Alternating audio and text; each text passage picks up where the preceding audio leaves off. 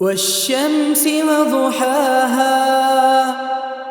والقمر إذا تلاها والنهار إذا جلاها والليل إذا يغشاها والسماء وما بناها والأرض وما طحاها ونفس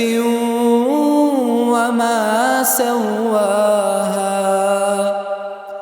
فألهمها فجورها وتقواها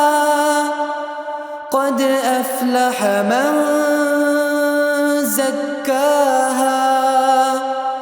وقد خاب من دساها كذبت ثمود بطغواها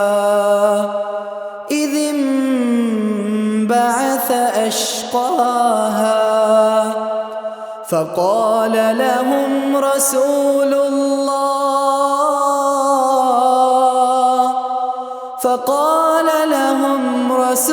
الله ناقة الله وسقياها فكذبوه فعقروها فدمدم عليهم ربهم بذنبهم فسواها